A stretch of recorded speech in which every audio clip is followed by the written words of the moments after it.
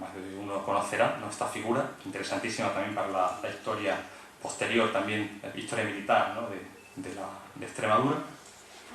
Y ya el catastro de Ensenada lo registra, en las respuestas particulares del catastro de Ensenada se registra con este nuevo nombre, del conde de Torre del Fresno, nombre que evidentemente le viene de la finca, una finca que ya se llama Torre del Fresno anteriormente, y que él adquiere seguramente esa titularidad, ese condado, evidentemente dado por el nombre de la finca. En el catastro de Ensenada, del archivo histórico, del archivo municipal, pueden ver toda la propiedad del conde de Torrefresno, como se describen todas sus propiedades, y entre ellas la casa de Torrefresno, la casa de la finca. Avanzamos un poco más. Tomás López, 1766, 13 años después, el catastro de Ensenada, lo incluye de nuevo en el mapa de Extremadura. Ahí lo ven, Torre del Fresno, ya estoy repitiendo prácticamente los mismos mapas, ¿no? El mapa de la provincia de Extremadura, también del Tomás López en su segunda edición. A ver si lo localizo. Ahí está. Aquí lo tenemos, Torre del Fresno. Evidentemente es lógico que si en 1750 se incluye, ya Antonio Gabriel lo incluye en su mapa, pues todos los demás, todos los geógrafos demás lo vayan copiando. Es interesante quizás porque es el Atlas del Itinerario Descriptivo de España, de Laborde, 1826.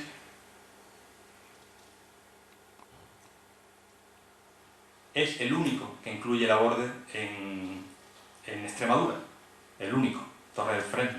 Evidentemente la importancia que tendría que tener en 1826 el cortijo de Torrefresno en ese momento en Extremadura, pues debería de ser singular para que Laborde incluya en este atlas del Itinerario Descriptivo de España, un atlas ya a nivel nacional, no estamos en mapas locales, estamos ya en un atlas, un itinerario descriptivo interesante, ¿no? Torre del Fresno, realmente significativo. Vemos aquí el tesorero, había dicho que era el único, pero no es el único. El tesorero también incluye este Laborde. Son los dos únicos ejemplos que incluye Laborde en su atlas. Avanzamos un poco más, el croquis itinerario de una parte de Extremadura, un mapa de en torno a 1847. A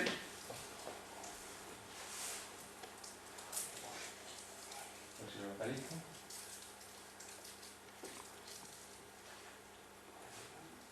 Aquí está. Es complicado cuando te vas al mapa, además que estoy... Torre del Fresno, ahí lo ven, en el camino que lleva a Montijo. Aquí tenemos situado Badajoz, que es un detalle evidentemente del mapa. Torre el Fresno. Bueno, hay una variación, ¿no?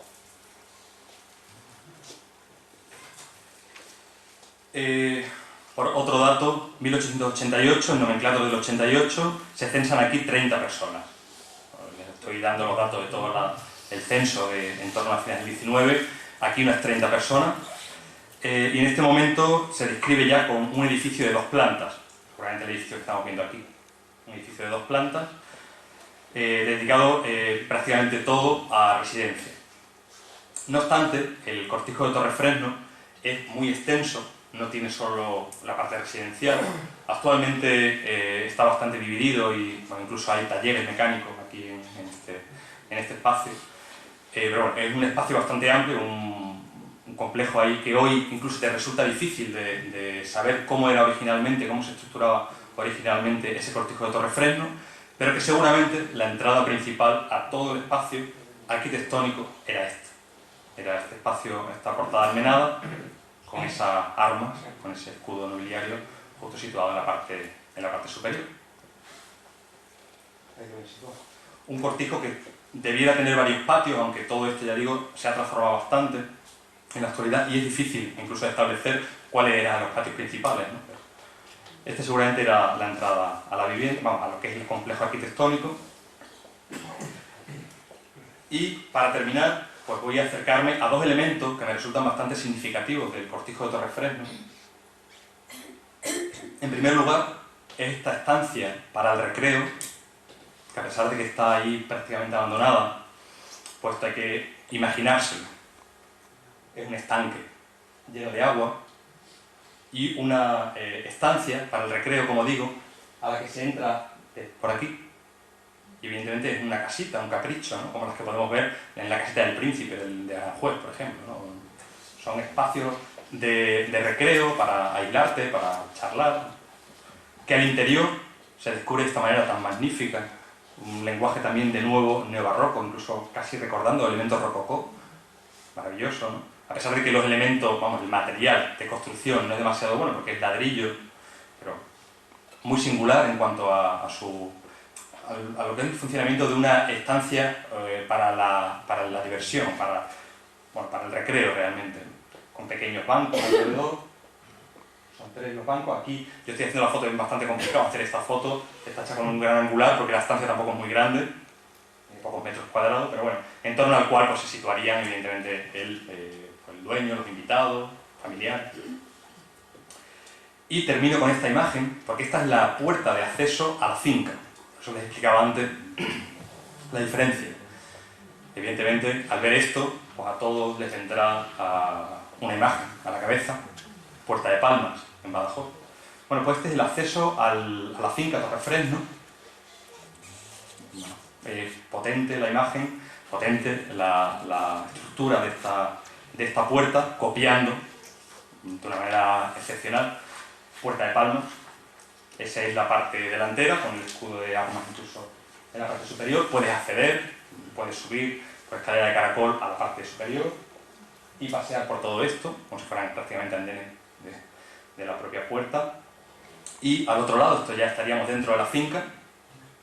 La muralla que rodearía, pues bien, está en una conservación bastante más delicada. Y esos son los accesos. De nuevo volvemos a ver arcos apuntados, diferente a la Puerta Palma, pero bueno, esto es moda, la que se pone aquí en esta genial puerta. Y otros detalles de ese cortijo de Torrefresno, vamos, de la portada de acceso a la finca. Esta es una foto tomada desde la parte de arriba. Y el escudo de armas que está situado justo a la entrada. Como hemos ido viendo, ya termino con esto, con esta imagen que les proyectaba al principio, que es un resumen prácticamente de todos los elementos, vamos, todos los ejemplos que hemos ido pateando, cuyas fincas nos hemos ido acercando. Un patrimonio vernáculo, de tradición, un patrimonio popular, que al mismo tiempo se mezcla con elementos artísticos de significancia. Al decir al principio, realmente debemos entender todos estos elementos con un carácter tradicional, popular, pero que también tienen, en la mayoría de los casos, como hemos ido comprobando, elementos artísticos que debieran de significarse, ponerse en valor y por lo menos tenerse en cuenta. Ese es mi objetivo, ha sido mi objetivo en esta ponencia, que ustedes se acerquen a este patrimonio un tanto desconocido. O sea, a lo mejor alguno de ustedes ya había pateado esto y lo conoce, pero seguramente la mayoría de ustedes pues, les resulta novedoso el conocer este patrimonio, pero que creo que realmente también pues, hay que tener en cuenta y por lo menos conservar, estudiar y tenerlo ahí presente. Muchas gracias, eso es todo.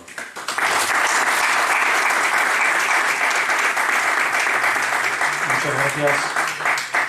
Tenemos un minuto para alguna intervención, si alguno de ustedes quería hacer alguna intervención. Sí, por favor.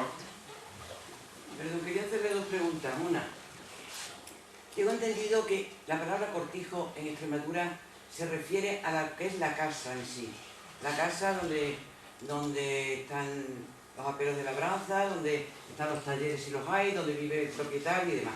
Pero en Andalucía la palabra cortijo implica la finca entera. ¿Es cierto eso? Sí. Incluso aquí en Extremadura, ya en el siglo XVIII, ¿no? Pero anteriormente, siglo XV, XVI, se utiliza igual que en Andalucía. Cortijo para la finca. Pero, incluso no tiene por qué tener un elemento arquitectónico. Ya hoy sí. Hoy se entiende que el cortijo es la construcción, pero si nos vamos a los documentos del siglo XV y XVI, incluso en Extremadura, se utiliza como finca. Y otra pregunta, hablando desde el punto de vista artístico, creo que es muy característico en los cortijos también de aquí de Extremadura el tipo de bóveda que en la planta baja se suele crear, utilizar, que es la bóveda vaída, la bóveda de aristas y la bóveda en algunos casos de lunetos. ¿Es cierto? Se utilizan prácticamente todos los tipos de bóveda. También podemos encontrar de medio cañón, se pueden encontrar bóvedas incluso de crucería. Yo he encontrado una en la casa del Bercial. O sea, no es exclusivo los 3 o 4 tipos de bóvedas que acaba usted de señalar. Cualquier tipo de bóveda, sea de medio cañón, sea de crucería, las podemos incluso localizar en Cortijo. No son exclusivas esas únicas. No son de aquí... Se utilizan, pero no son las únicas. Se utilizan prácticamente todos los tipos de bóvedas. Bien. Sí, Manolo. Es curioso, ha pronunciado usted la palabra capricho y en Madrid, en la Alameda de Osuna, el capricho que además tiene incluso en la línea 5, línea de metro, hay una construcción parecida a aquella un poquito más extensa, más grande. Ahora es una... tiene allí el ayuntamiento los pertrechos de las viales y es que usted ha pronunciado la palabra capricho y me ha recordado porque aquella instalación un poquito más amplia, con un parque, pero es muy parecida, como una finca de recreo.